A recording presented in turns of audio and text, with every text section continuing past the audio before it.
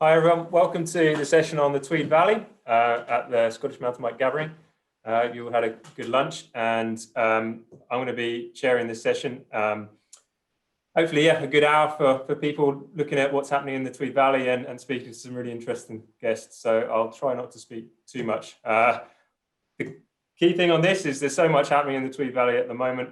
Trying to find, just 4 participants to join us. So, there's so much going on with the kids clubs. It's fantastic to see the next generation coming through here. So those are great work there. We've got base course again, delivering great things. We've got a great lineup of events with Tweed Love. We've got local businesses doing a whole host of amazing things in the area as well. So so it's been really hard to pick just 4, but we've got some great guests. So we've got Chris Ball from Enduro World Series, Emma Guy from Tweed Valley BID, and Katie Jarvis from Forestry and Land Scotland, and Geraint Florida James from Edinburgh Napier University. So we're going to start off with talking about Enduro World Series. So I'm going to hand over to Chris and Emma to introduce themselves. Sorry, just before you, housekeeping tip. If anyone's got any questions as we go along, we'll try and answer them. If you don't get to them, we'll try and pick them up at the end of the session. So if you've got any questions, like I say, we'll try and pick them up as we go. If not, we'll get them at the end. Perfect. Chris and Emma. Thanks very much, Ed. Yeah, I'm for those that don't know me, I'm Chris Ball, the managing director for the Enduro World Series and the Enduro World Series E now, and a Tweed Valley local, a lucky Tweed Valley local as well. Emma. Hi, so I'm Emma Guy. So I'm representing 2 organisations. So the first is Hub Events, which is a community interest company that's based in the Tweed Valley, and the other organisation is Tweed Valley Tourism Improvement District, known in other areas as a BID, which is a business-led organisation. Perfect. So Chris, can you just give a bit of background to EWS and the return to Scotland? So I guess I'll give you a quick background on the EWS, or the Enduro World Series. This is now our 8th season, quite a season it's been our 8th season. We kicked off in 2013, and over those 8 years we have become the flagship Enduro World Series or World Cup for the sport globally. So we now work with the UCI, both in the e-bike discipline now and in the sort of traditional Enduro mountain bike discipline. Before the madness of this whole thing hit, we were set to work with event partners in 35 different countries over 4 continents, with 80 different pathway Enduro World Series events on the calendar for 2020, which didn't quite go to plan, but we don't need to talk too much about that. We did manage 5 international level bike races in 2 countries, 2 e-bike and 3 normal bike, in Switzerland and Italy over August and September. So we did something this year, and luckily we still had attendance from 26 different nationalities. So the Enduro World Series and Enduro as a sport has just gone from strength to strength to strength over the last decade, really, and the last 8 years for us. And it's incredible to bring it back, bring it here to the Tweed Valley, along with an e-bike round as well. So there'll be a double race here next year, which not all venues have. I think over the course of the last few months, I think there's been 321,000 hours of watch time on Enduro World Series racing across all the different channels, the different platforms that we're on. So it's going to be amazing to put the Tweed Valley right up there on those channels amongst the other iconic mountain biking destinations around the world that we visit. So really looking forward to putting that spotlight on this amazing valley and Scotland wide. As an event and an organization itself, we're really lucky to be engaged with really closely a number of local partners, and the legacy and the sort of establishing of this event on the calendar for many years to come is a key part of this. Obviously, I think you heard about the 2023 World Championships earlier today. But just as the Tweed Valley grows, Emma and Katie and Co and Geraint will talk to you a bit about that. But as it grows as an amazing destination, we're kind of hopefully be right here to kind of align all the different groups. So our event works with, I've got a list here, we've got obviously the Tweed Valley BID with Emma, Hub Events, the community interest company in Innerleithen, amazing group doing good things, Scottish Borders Council and South of Scotland Enterprise, obviously you guys, Ed, Scottish Cycling, Developing Mountain Bike in Scotland, great support, the local clubs, PCC and KIC, and then ICC, who are helping to lead on the kids racing that will be taking part. Event Scotland, obviously Katie is super important partner from Forestry and Land Scotland, and how all that aligns with the most important thing, which is the trail network and the TVTA and the good work you touched on that TVTA are doing locally too. So legacy is a huge part, and we're just really excited to bring all that together over the coming years, starting next year. Perfect. And Emma, from your point of view, the community's kind of enthusiasm for this is great to see, and what do you think the impact is going to be on the community here? Obviously, it's going to be quite impactful, and that was one of the reasons why there's actually 3 of us behind the community interest company. So there's myself, Pauline, Archibald, and Carmel Scott, and we just felt, you know, that there was a role to play for a community organisation within events, you know, so that we could fully engage the community with big events that are going to come to the valley, so that they would benefit not just businesses but also people that live in the town. And anybody that's been to the Tweed Valley know that it is, you know, you've got particularly Innerleithen, Peebles, you know, and Walkerburn, they're real communities. So it's important that we take the community with us with any event that's held, and that the community benefit. And if there's opportunities for people that live here to kind of get involved, or, you know, set up businesses, or, you know, benefit their community organisation, then we can be the sort of local facilitator for that. So it was kind of a bit of a missing piece of the jigsaw, which was the kind of impetus to set the group up. Cool. And hopefully we've got quite a few delegates here from overseas, people who may not have been to the Tweed Valley. So I don't know if you guys can give a quick overview of what to expect from the trails here and from the event as well. Is that Chris? Yeah, sure. I think, well, I mean, I think the one thing that stands out for me with the Tweed Valley, regardless of where you travel, is just the density and the volume of great trail here. You know, and I think that's a large part of the work that forestry and obviously your work, Ed, with the TVTA are doing, is sort of establishing that kind of wider network in a slightly more organized fashion. But the volume of riding is just vast. I mean, it goes all the way down the valley. So anyone coming to the area any time of year, it's just, you can just fill their boots. I mean, it's fantastic. So I think, yeah, a load of riding, a load of different riding, great views. Again, any time of year with the heather or the larch or whatever it is. So the river, obviously, the great villages and towns. So yeah, huge, fantastic riding destination. Really diverse, actually. And Emma, you've obviously been involved in the Tweed Valley for a number of years. Your kind of words. Are you saying I'm old, Ed? No, I chose my words very carefully. I'm a Tweed Valley granny in mountain bike terms, I think. So I mean, I would, you know, in addition to the amazing riding that we do have in such a sort of concentrated area, I think I would say that, you know, if you've never been to the Tweed Valley, then what you'll experience is a big Tweed Valley welcome. We've got lots of small independent businesses that are really behind what we offer in mountain biking, super friendly. You know, they'll make you feel like a local when you come to the Tweed Valley and really welcome you. Same with the you know, the riding community that live here. There's lots of people that have moved to the valley because it is a great place to live, to work, you know, to bring up a family. So it's, you know, it's attracting more and more people for that kind of lifestyle. Okay, perfect. I think maybe just going back to the nightmare that's been 2020, Chris, and trying to be positive, what do you see as maybe some positives from what you can take forward from 2020 for EWS and events in particular, any event kind of going forward?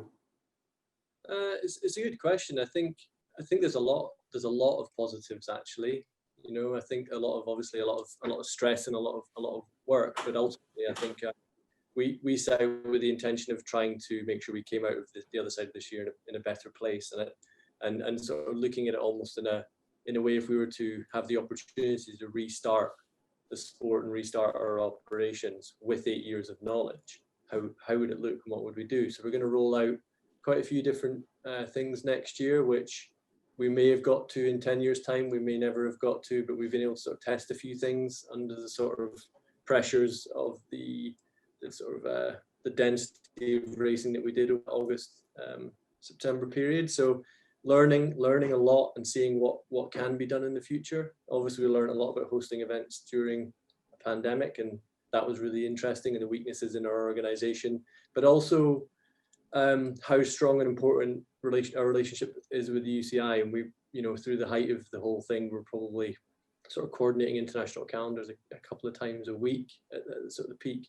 And just making sure that the kind of international mountain bike family was being really looked after, because it's not just an event series. The World Cup isn't just an event series. There's hundreds of athletes, and there's teams and the destinations. Obviously, the cascading down effect's pretty vast. So it was really nice in a way to really kind of work collectively on a sport level, and then obviously there's the business and the organization and making sure our staff are kind of looked after through the whole thing too. But no, it's a lot of positives, to be honest. And our calendar, we're going to announce quite a lot of information mid-December, which some won't be surprising, some will be quite interesting, I think, but how we're kind of remodeling and hopefully taking that into the future. It's been an interesting year. Yeah, I think it's fair to say. And Emma, just for you as well, at a local level here, I know you've done some good work with Adrenaline Uplift, for example, around how we cope with the increase in participation locally. Again, what do you think may be positives going forward from this year for the area?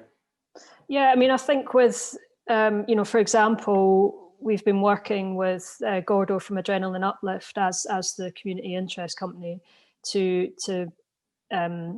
get some facilities up and running, bike wash and changing facilities, because we've had pressure in the Tweed Valley with lots of visitors, which is brilliant, but not enough infrastructure. So, I always think, the solution never comes before the problem, but I think as a local group, we've dealt with it quite well, and working together with businesses to come up with solutions. And I think that's been appreciated by the local community, the kind of non-riding community, because there is a bit of tension there, and I think it's important that we come up with there's an organisation that can come up with solutions to kind of almost join those be the bridge between those two communities. So Pauline, who's involved in the CIC as well, she's she's not a mountain biker yet, but she's, I always call her Mrs. Innerleithen, because, she's lived there all her life. She knows everything, she knows everybody, and, she's got really good relationships. So having that kind of person as part of our organisation works really well. So, we've moved forward, and we've moved fast to actually come up with solutions. So it's been positive. In a kind of negative year, if you like, there's loads of positives to take out of it. And I think the other thing is our relationship as a community organisation with EWS. It's with everything kind of 2020 through us. I think it's strengthened that relationship, and we're a good team, we're a tight team, and there's lots of trust between the two organisations. So there's a really good fit to deliver a world-class event that is going to impact the community, but in a really positive way. Just question, I think picking up something you said before, Chris, with this having an e-bike event. I know you're quite passionate about e-bikes and e-bike racing as well. What do you see, the future looking like around both this as a destination and e-bike usage locally, as well as kind of through events? Good question. How long do we have? Well, yeah, I was thinking I may open in a can of worms here, but I think we had some questions earlier and other sessions around e-bikes, and I thought maybe, yeah. I mean, I think obviously it's a contentious topic, but I think we really have to, as an area, obviously the COVID and what Emma was touching on there about the need to really put some infrastructure in place for increased visitation, you know, whether it's camper vans or whatever, more people on the trails. I think, you know, the pressures that COVID's put on that side of it, e-bikes will put on the trail network. So I think the sort of, I think we, in my opinion, we kind of track the US more in a trend than Central Europe, and we're at least 2 years behind. I think Alps, Austria, Germany, France especially, Italy, Spain even, and we're sort of like we're taking a lot of our kind of culture towards e-bike from the US, which is far slower, mainly because of, I think, land access and whatever restrictions. But I think once it does really take hold here, I think the Tweed Valley is actually an incredible venue for riding an e-mountain bike. The size of the hills and the way the trails are, the sort of the forestry, the plantation. I think there's a lot of things we won't have time to go into now, but I think we really need to be ready for people going a bit further, riding things a bit more often. You know, obviously we're pretty much 12-month of the year destination, which is again super unique from a global perspective. It does mean that people ride through the winter. We've got wet summers too, so e-bikes put more pressure on that from an environmental impact perspective. So I think it could be a massive boost for the area, but I think we've got a lot of work to do collectively, like everyone on this call and the other groups we've talked about. Yeah. Emma, just come back to you with your kind of more of your other hat on, I guess, so to speak, with the Tweed Valley BID. I know you've been we've been delayed by COVID to some extent, but you've been doing some great work there. I just wanted to give a kind of quick overview of where it's at and the role in kind of promoting the Tweed Valley through that. So the Tourism Improvement District is an organisation that's led by businesses. So we've got about 100 tourism and hospitality businesses in the BID, and the way that it works is they pay a levy into a pot, and then that we've created a 5-year business plan, different projects that we want to deliver. So it's about creating a world-class activity destination within the Tweed Valley. So it's not just about biking. And the way I always think about it is mountain biking's the hook, but there's other activities like trail running. You know, we've got a great cultural offering, arts offering. You know, there is actually lots to do. That, you know, there's obviously the river. There's plans for a canoe trail, that kind of stuff. So that what we want to do is we want to encourage people to come and bike here if they want, but also bring their families. There's lots of other stuff to do. So we have like more of a kind of rounded offer.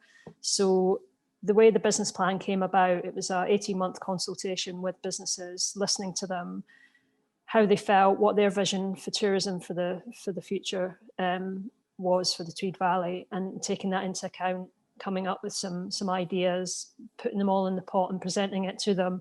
So there was a vote last November, which was pretty unanimous to go ahead, which means that everybody has to pay into, although those 100 businesses have to pay into the pot, even if they voted no, because the majority did vote yes. So in some ways it's contentious, and there are not many, there's a few businesses that aren't keen on it, but what it does do is it gives us a sustainable budget to actually push tourism forward. And obviously, you know, all the developments with the biking are part of that. And it's not just about growth. I think it's about managing tourism as well, and managing visitors. That's you know, we've seen that, you know, with the lifting of lockdown, you know, the influx of visitors, not just to this area, but, you know, the hotspots, Skye, some of the islands where it's created real problems. So it's a tourism organisation that's about helping to manage tourism in communities as well. And there's a new website, I understand. Yeah. So we've just well. So the brand is Go Tweed Valley. So gotweedvalley.co.uk is the new destination website, and that's very much what we're trying to do is create a brand around the Tweed Valley, so the whole Tweed Valley is a destination. because we have so much to offer. And you know, it's working with the other stakeholders, you know, like Forestry and Land Scotland, and Katie's going to talk about the zoning, and obviously in terms of activity, I think that's really important in the Tweed Valley, so that, you know, people don't perceive that we are just a kind of one-trick pony, because I don't think that's not particularly helpful for tourism, because it can exclude people. So it's about saying, come here, you know, we've got the bike path, ride an e-bike along the bike path, go to the cafe. So it's about welcoming all types of visitors. I can see Katie smiling there, feeling pleased to hear that. So yeah, maybe that's a good time. If anyone's got any questions for Chris and Emma, yeah, don't be shy, fire them into the Q&A section on there. Oh, there we are. This is their speak. Anyway, yeah, we'll pick them up as we go through. But yeah, just to bring in Katie from Forestry and Land Scotland now. And yeah, Katie, can you introduce who you are and then give us a quick kind of update on Forestry and Land Scotland's projects in the Tweed Valley as well? Hi, I'm Katie Jarvis. I'm the Area Visitor Services Manager at Forestry and Land Scotland, and I cover 6 of the 7 Staines sites from Glentress to Dalbeatty, and I'm based at Glentress in the Tweed Valley. I manage the trail network across Dumfries and Borders area, and the team of rangers that work to maintain all of our trails. I also work with event organisers like Chris to ensure the safe running of events, and I work with stakeholders and businesses to improve the visitor experience within my area, and especially the Tweed Valley, including obviously working with Tweed Valley Trail Association, Chris, Emma, Adrenaline Uplift. So some of the projects, yeah, I've been working on is obviously the Tweed Valley zoning. I'm involved with the Glentress Master Plan, and I know everybody's always really interested in the Glentress Master Plan, but it is moving. It will happen, but obviously COVID-19 and the lockdown earlier this year had a significant impact with regards to delays to work schedules. Ours and everybody else's, we're working hard to make up for lost time, and we are having to do a lot of reorganising across all of our forestry and conservation activities. But the Glentress Master Plan is still very much at the forefront of our minds, and we will let everyone know more as soon as we have more news to tell everyone. The recreation, the Tweed Valley recreation zones, they've been in place since September. It's taken a long time to get there, but I hope it will be seen by everyone as a really positive step in helping everybody enjoy the way you know they recreate in the valley for all users, not just mountain bikers. So as part of our land management planning process, we held a series of consultation events in the Tweed Valley to listen to the public's views on our forests within the valley, you know, not just about recreation, but we're interested in how they see them in the landscape, how they see them in conservation sense. But there was an awful lot of input when it came to recreation and access, and different views about, you know, walking in the valley, horse riding in the valley, mountain biking in the valley. And there were definite areas of conflict and concern. And obviously, we also have within Forestry and Land Scotland, we have our own Tweed Valley Forest Park Visitor Experience Strategy, which looks at you know, our forests for all users. As Emma's saying, it's, you know, as much as mountain biking is a huge part of the valley, and it's a fantastic and exciting place for mountain biking, there's no doubt about it, but it is absolutely for other users as well. So with all of that in mind, all of the information we'd gathered through consultation, and knowing the issues we were having within our own team and event use of all the trails in the valley, or a lot of the trails in the valley, we had to do something before it really got out of control. And it was very much about taking each forest and looking at its main use, or how it's perceived by the public, the number of the trail network within that forest, the unauthorized trail network in that forest, and trying to create something that allowed people to, the best fit for each forest. So there were areas for quiet enjoyment. If you want to go for a walk, more solitary enjoyment, or if you want to ride a horse or without conflict between different user groups, but equally creating great space for the mountain bike use within the forest, because there's no doubt that how important that is to the local economy. So it's all about the best way to do that and taking each forest individually, and that's how we've come up with the zones, Thornley right through to Cademure, where we see a mountain bike use as very important, and where we see quiet use not allowing unauthorized trails as important in some of the other forests, or in parts of some of the other forests. Obviously Cademure and Thornley we've divided in two, so you get the best of everything in the safest possible way. So that's obviously, there's been a lot of internal consultation as well, and working with others and stakeholders to ensure we're trying to deliver our very best for everyone. So and it's obviously, it's been in place since September. It is early days, and I would like to hope, working with TVTA, that we can work through good things and bad things to sort of benefit the valley as a whole. I nearly spoke on mute there. I was not going to. No, that's great, Katie. I think really good overview. A question that's just come in kind of maybe mirrors what I was going to ask you as well, is publicising and informing both riders and non-riding community about the zoning and how that works. And I guess leading on from that is, some trails are in areas that are now not ideal for mountain biking under the zoning. Are they, I think people have probably got the question of, are there going to be trail closures around mountain bike trails, and coming back to the first point of how this is all going to be publicised in terms of that zoning. So obviously we're working internally, so there will be a place for the public to access the document and see where the zones are and the different activities that we kind of see each forest fitting into. So we're working towards that. Sorry, what was the other part of your question, Ed? Well, the question coming in is, is there going to be kind of anything on the ground and signage around that as well? And then I was asking around trail. You conveniently forgot the part about trail closures, and whether we expect any to get closed as part of this.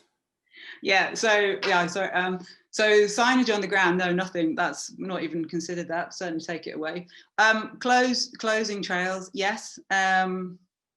We will be, and we will be closing a couple of trails soon in Glen Chesham, but going forward, it is more about looking at it. It helps us manage the situation. So it's all about building trust with, for example, the Tweed Valley Trail Association and the mountain bike community in that we are wanting to deliver the best for everyone. We're not wanting to, it is all about building trust, and we are trying to do our best for everyone. Going forward with the zones, I would hope that people will communicate with us when they want to build new trails, and communicate with the landowner via the TVTA, so we can have that open dialogue. But where trails are built in zones that we won't tolerate, we will have to close trails. We also, trails that get built in the areas where we see that as very much a mountain bike area, we'll have to take everything on an individual basis. And it's all about visitor safety, user safety, and building in a sustainable way. There's all kinds of things we do have to look at. But yes, going forward, we will have to close trails. Okay, and 2 points for that. I think to kind of build on that, we have been working along with the Tweed Valley Trail Association with yourselves to kind of minimise the impact of having any trails closed. So so I think in defence of yourselves, I think it does seem to be that the outcome's likely to be minimal trail closures, but lots of opportunities around the zoning. And there's a question that's come in around, will the zoning areas be reviewed and amended based on kind of how they, is there kind of a review period that you've got in mind, or? We will, yeah, no, we can absolutely, it's very much like our land management plans. We review those every 5 years. So everything is a movable feast, as it were. And we will see how this works. It may well be that, you know, depending on consultation, when we review our land management plans, that for the Tweed Valley, there are concerns or not concerns, or please can we, or how about.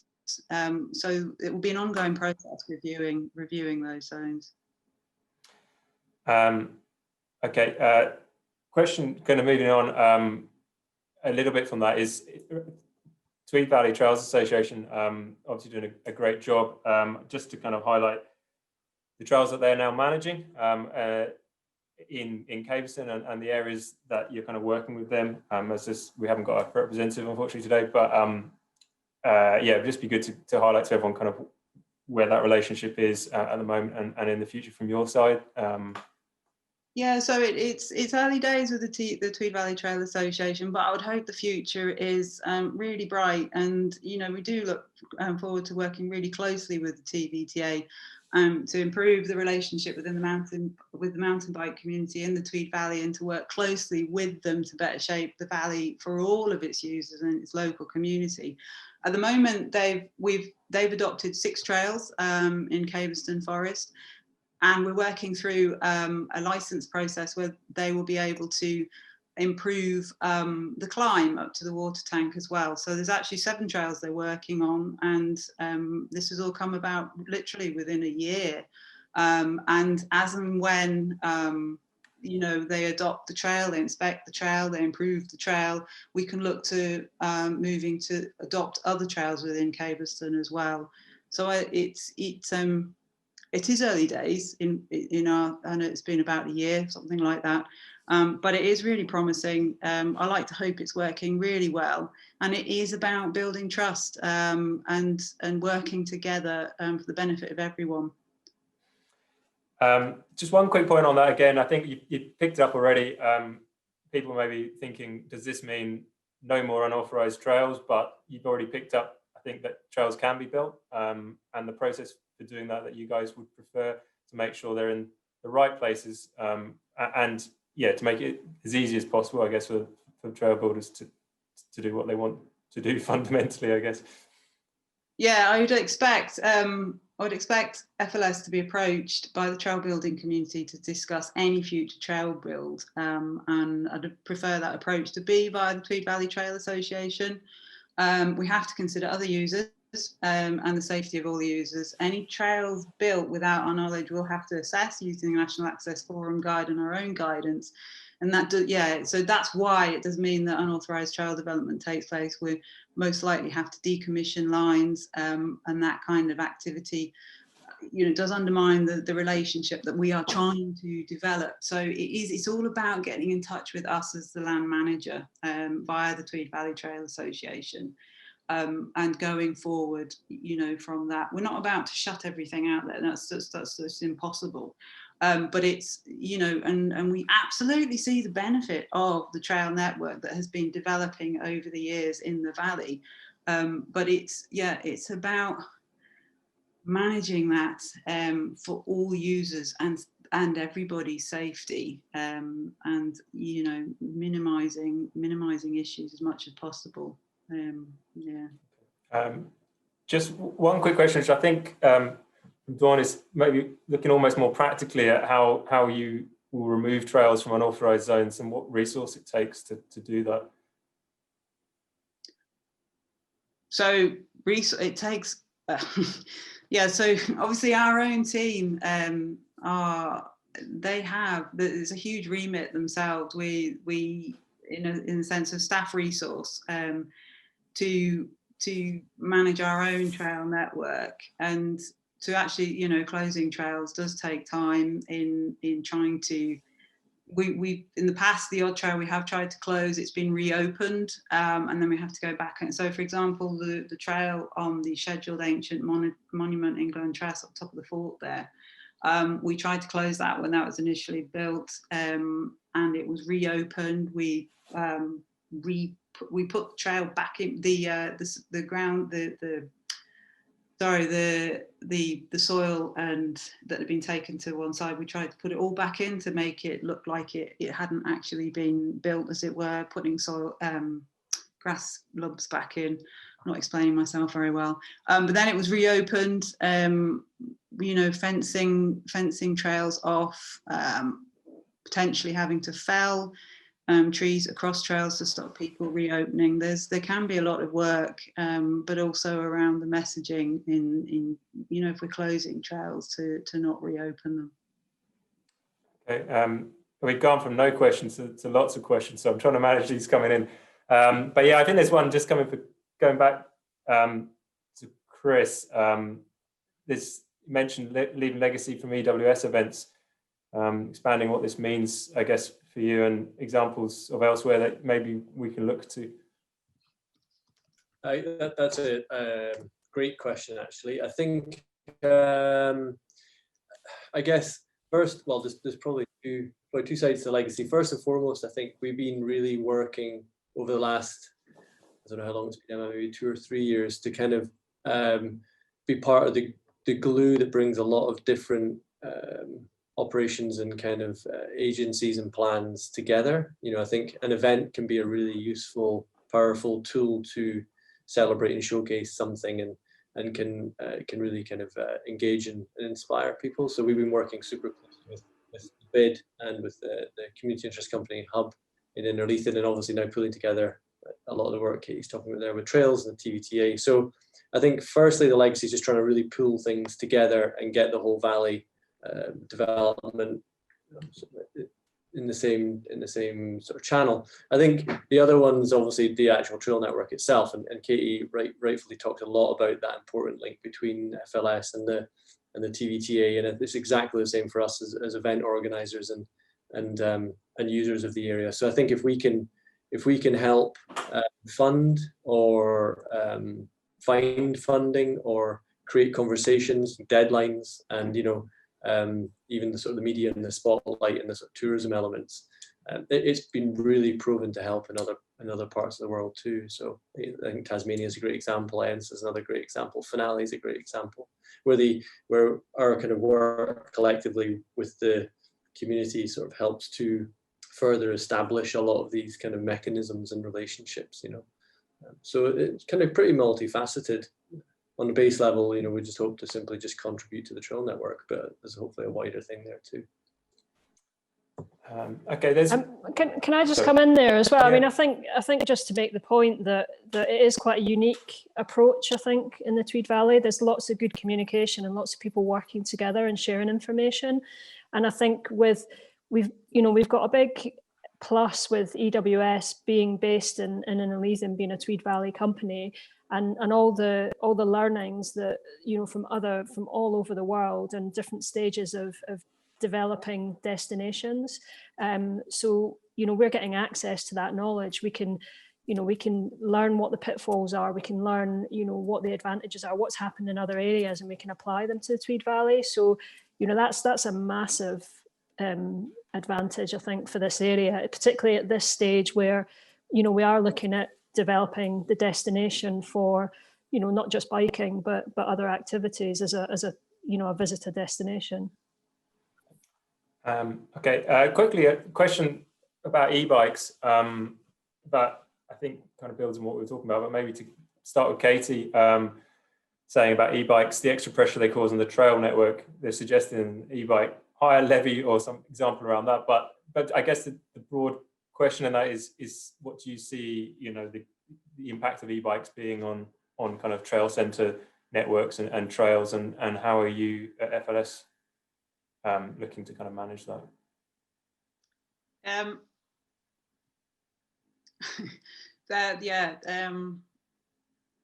Work in progress, I would say. Okay. Obviously e-bikes are becoming increasingly popular. You see them more and more on the trails. There's some trails it may improve. It may come to it that trails, for example, like the Black Trail at Glentress, gain greater popularity because of the the length of the trail. It's a great one for e-bikes. Maybe people want a more a shorter trail with lots of descents, but the Black Trail length of trail is great for an e-bike. But we will have to look at our trails, uphill flow trails, and trails that we don't have going forward, that we will need, for example, for e-bikes. So it is a work in process. We will have to work with stakeholders, users, the industry, to work out what will be best, for example, for a place like Glentress going forward for e-bikes. Does anyone else want to come in on that question? No? Okay, a couple of other quick questions. One was asking about good examples, and I think I'd point them to the direction. I don't know if they saw the session earlier with Walker and Simon from Silkenberg in Denmark and Santa Cruz Paydirt. There were some really good examples in that session. So for that question, I'll answer that by pointing in that direction. And another question on, great to have EWS back in Scotland. How can we get it to other locations in the future? There you are, Chris. Great question. Send us an email. No, let's just see what happens. We're certainly working, in the long term down here in the Tweed Valley. Obviously, Fort William up in the Highlands is a great established event too. So we'll just see where the future takes us. I guess is a political response to that one, but no, it's true. I mean, we're planning to be here for a long time. Doesn't mean we can't impact the rest of Scotland, Before Geraint falls asleep there, we'll move over to Geraint. So thanks everyone. We'll keep the chat going up to the end as well. But just moving on now to the Borderlands project, which is what's been taking my time up. I've been in both since the start of this year, kind of project managing the Borderlands growth deal funding that's hopefully coming into a mountain bike innovation centre and potentially a bike park in the Tweed Valley. So we thought it'd be good to just give a very brief update on what's been happening on that. And Geraint's here to introduce himself and give us a little overview of the work that's been going on at Edinburgh Napier University and towards the Mountain Bike Innovation Centre as well. I'll hand over.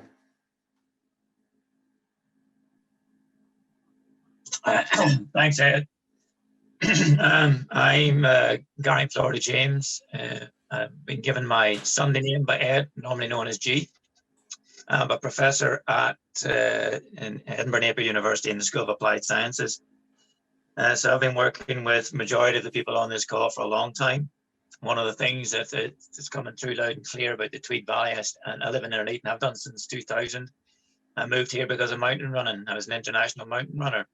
And there is obvious opportunities out with the mountain biking, and I would really encourage people to think about that. And just a wee quick one, the World Mountain Running Championship were hosted in Edinburgh on Arthur's Seat. There's no reason why we couldn't go for events like that as well, and it complements the whole offering in terms of mountain biking as well. In terms of that, living here, knowing the people that we're involved with on this call as well, it's taken us quite a while, with the team we have at the university, get the university to understand the potential of mountain biking.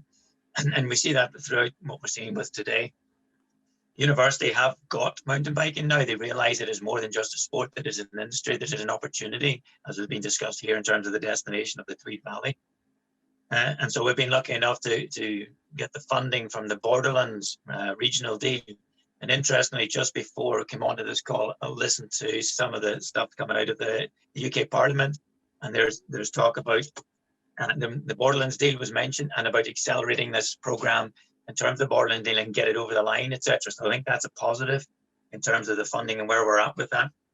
Ed, you know yourself, we've been working really hard on the business case. You've been the main drafter, author of that, and you've been working really hard, so fair play to you.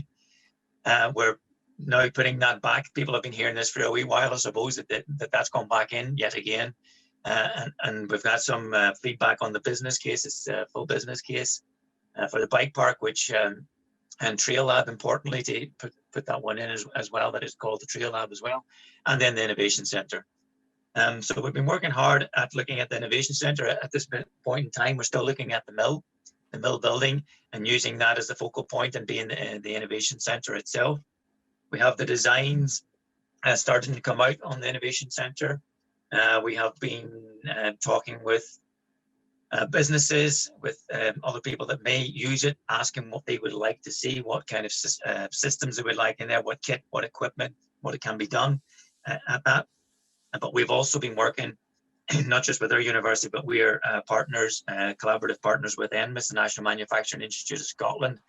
And so, just to quickly contextualize that, they're me and partners, our main customers are Boeing and Rolls-Royce. They're big players, and they're really interested in our ability to connect with startups and SMEs, and they're interested in the bike industry as well. The other big connection that we have is with CIE, Cycling Industries Europe. And again, that gives us a voice within Europe.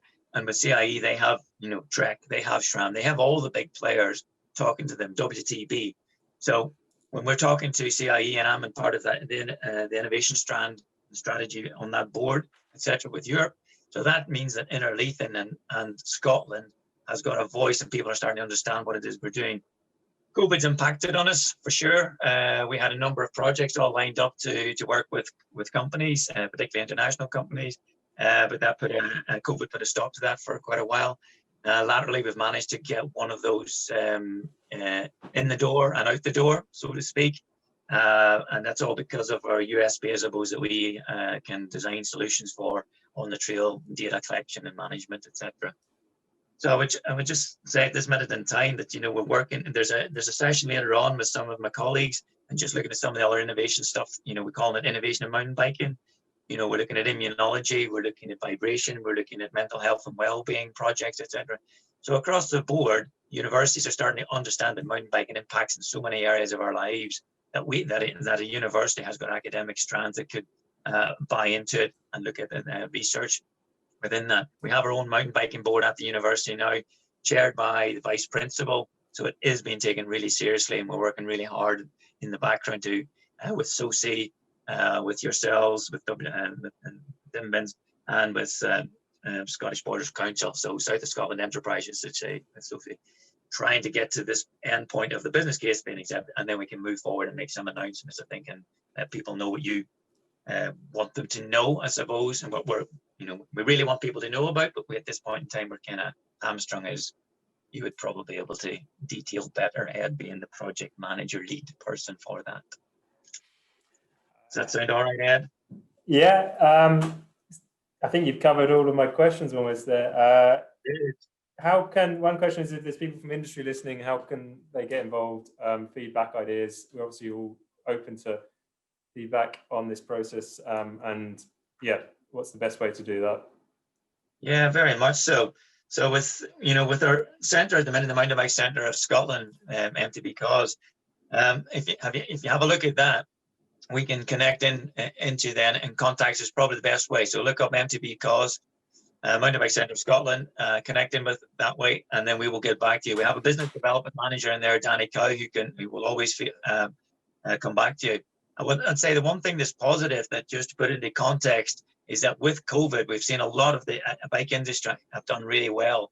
So they've been selling more products, selling more bikes, etc. It's been a positive story for them in terms of COVID, particularly when you look at when you look at transport issues, etc. So we work across the piece. Yes, we've got mountain bike in the title, but we work across the piece in terms of cycling. And we run our clinics, and that basically is come and speak to us if you have an idea of anything to do with cycling. And during the lockdown and since, we've had more clinics than we've had in a number of years. People have got ideas. I think it's given people time to sit back and think about what it is they're doing. And that idea that they had rumbling away, and that they chat to their mates on when they're out on their bikes at the weekend, they go, actually, I think I might do something about that. So I think COVID has allowed people to take time and take stock as to where they are in their lives. So we are getting more people coming through, which is great. We need that pipeline, which will then feed into the Mountain Bike Innovation Centre itself, and develop and grow and create that community that we need. And I'm cock a hoop that it's Innerleithen that we're talking about. I live in Innerleithen. As I say, the people on this call, we're all very passionate about the Tweed Valley. We wanted to succeed, but we also, really importantly, and where I liked hearing a lot of what Emma was saying today, we need the community here to come along. And we are seeing that. You know, yes, you will have pockets of resistance or people not quite on board with it, but the majority seem to be on board with it. And it is about trying to get that communication out to ensure that people stay on board with it. So I think that would be my plea for all of us, to make sure that we get that information out as soon as we can, which includes FLS, everything.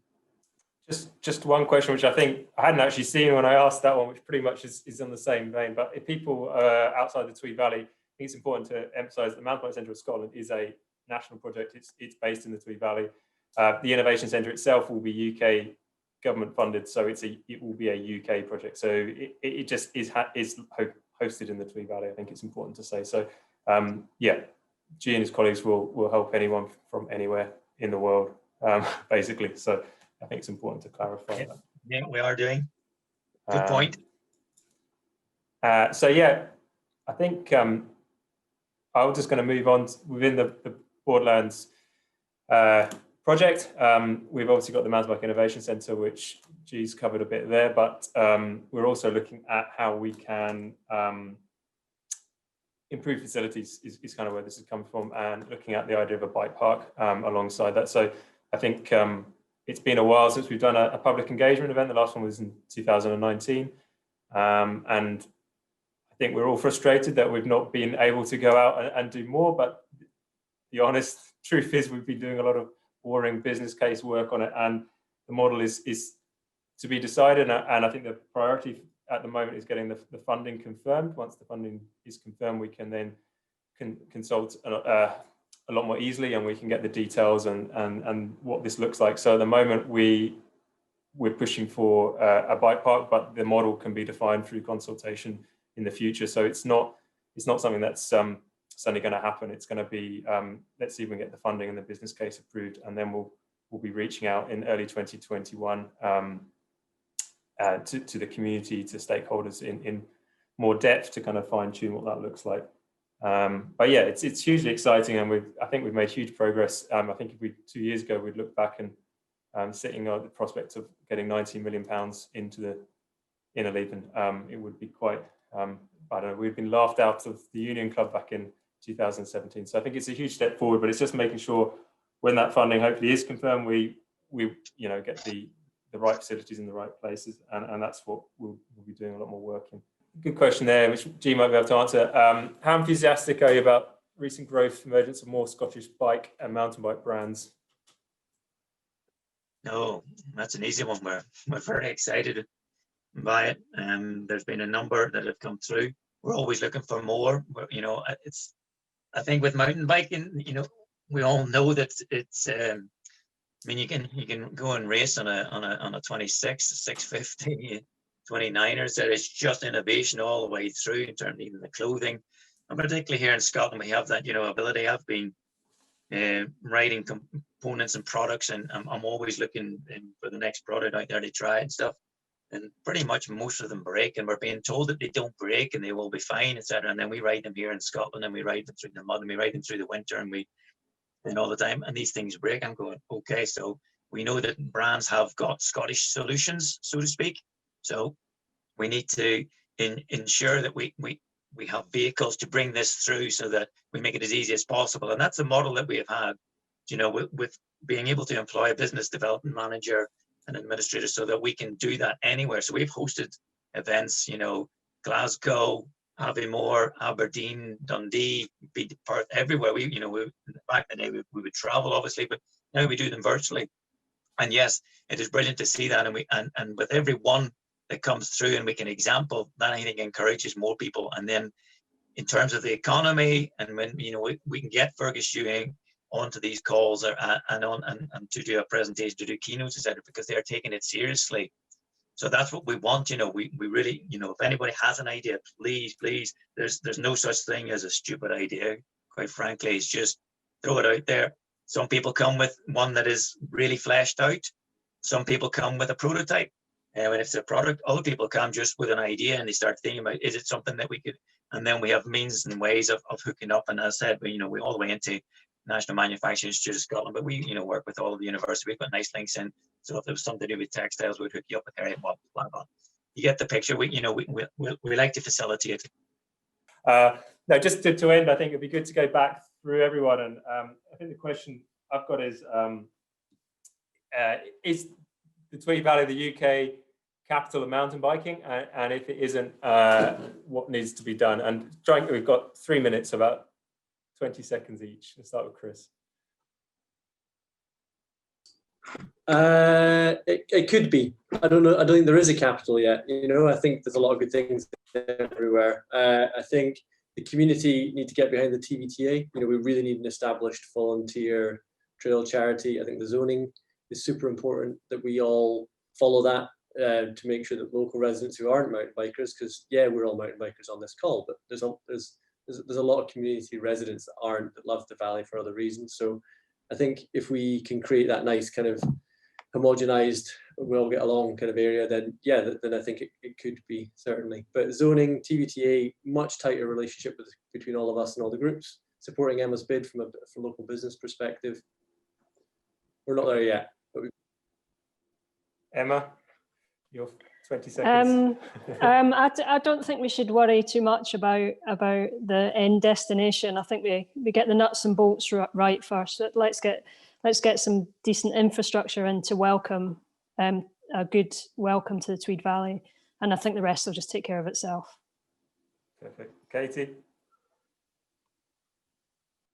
Yeah, I obviously cover a bigger area outside of just the Tweed Valley, and I have to stop being Tweed Valley biased, I must admit.